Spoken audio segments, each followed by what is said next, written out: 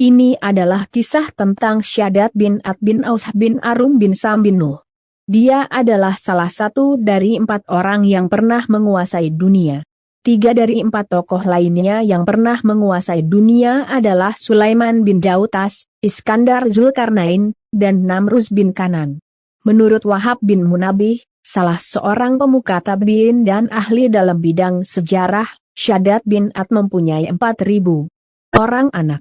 Menurut sebuah riwayat, dia telah menikahi 1.000 wanita. Dia hidup selama 1.000 tahun.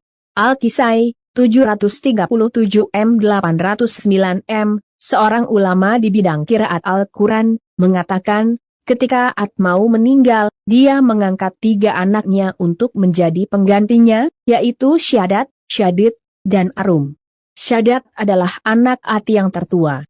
Tatkala kekuasaannya kian kuat dan bertambah luas, dia memerangi raja-raja yang ada di seantero bumi, membunuh mereka, menguasai tanah dan tempat tinggal mereka. Dia memegang tampuk kekuasaan dari timur hingga barat. Wahab bin Munabih mengatakan, belum pernah ada yang bisa menguasai dunia seluruhnya kecuali 4 orang, 2 mumin dan 2 lagi kafir. Yang mumin adalah Sulaiman bin Daud dan Iskandar Zulkarnain. Sementara yang kafir adalah Syaddad bin Ad dan Namrus bin Kanan. Menurut sebuah pendapat lain, yang satunya lagi adalah Nebukadnezar. Allah sajalah yang lebih mengetahui kebenaran yang sesungguhnya. Dalam hal ini ada sebuah syair, kita telah sering mendengar raja-raja yang binasa. Mereka menguasai dunia dan apa yang mereka kuasai.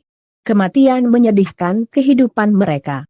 Mereka meninggalkan dunia dan apa yang harus mereka tinggalkan. Suatu hari, Sayyidina Ali R.A. pernah ditanya, ceritakanlah kepada kami tentang sifat dunia. Maka Sayyidina Ali menjawab, apa yang mesti aku katakan pada kalian?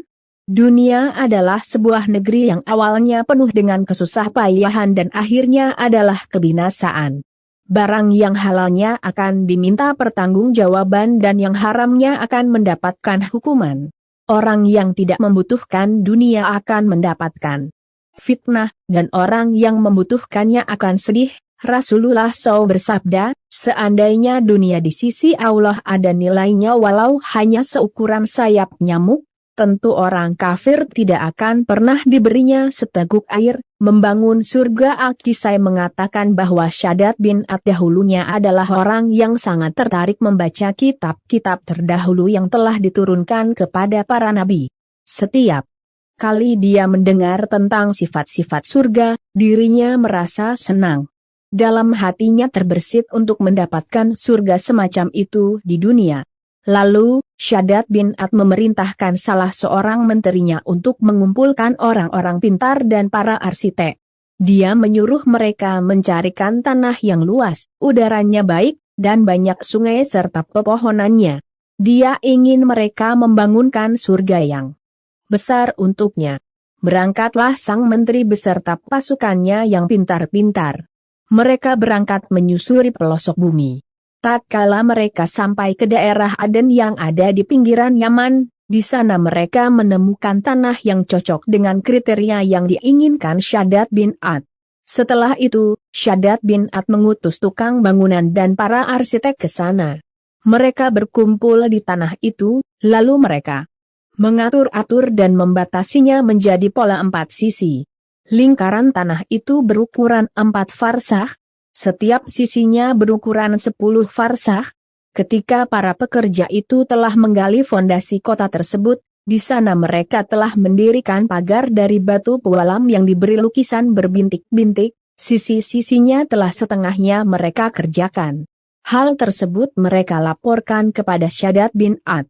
Mendengar laporan tersebut, Syaddad bin Ad berkata kepada para menterinya, tidakkah kalian tahu bahwa aku telah menguasai dunia seluruhnya? Para menteri menjawab, tahu Paduka. Dia berkata, aku ingin kalian membuat semua bangunan ini dengan emas, perak, permata, mutiara, yakut, minyak kasturi, kafur, zafaron, dan perhiasan-perhiasan indah lainnya. Maka, atas perintah itu mereka mengumpulkan barang-barang tersebut dari tiap penduduk Mereka pergi ke seantero dunia dan membawa semua yang telah dititahkan.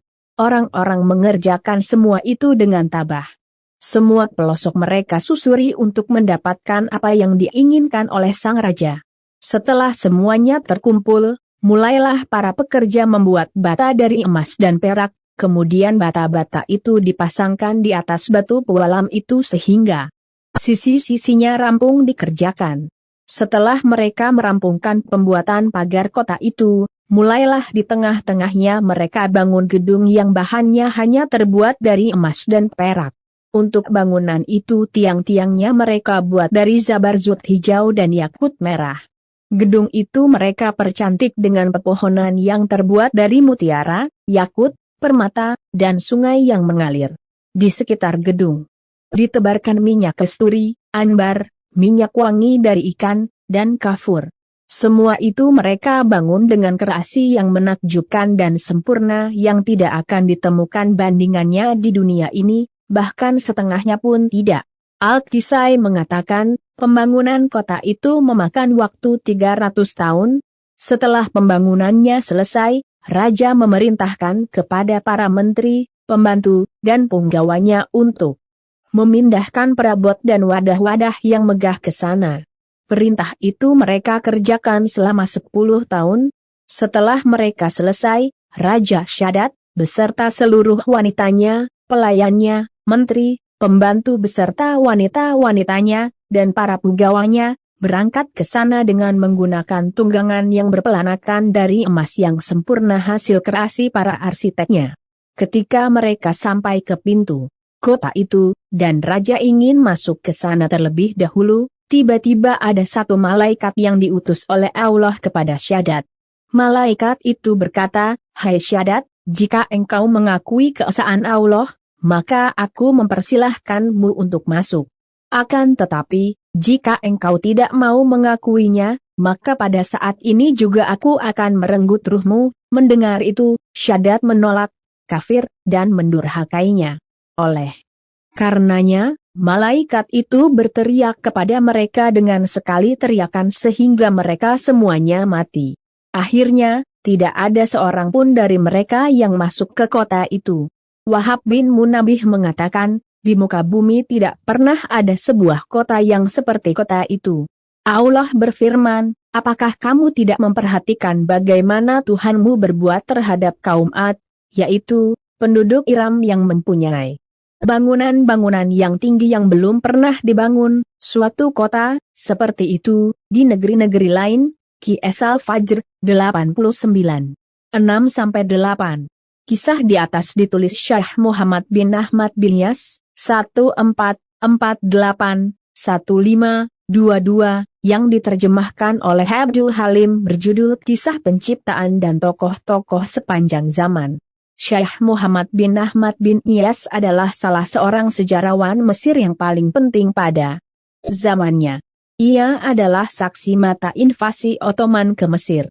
Dari Anas bin Malik radhiyallahu anhu bahwa Nabi sallallahu alaihi wasallam bersabda, 3 perkara yang apabila ada pada diri seseorang, ia akan mendapatkan manisnya iman, yakni, dijadikannya Allah dan Rasul-Nya lebih dicintainya dari selain keduanya. Jika ia mencintai seseorang, dia tidak mencintainya kecuali karena Allah. Dan dia benci kembali kepada kekufuran, seperti dia benci bila dilempar ke neraka. Hr. Bukhari nomor 15.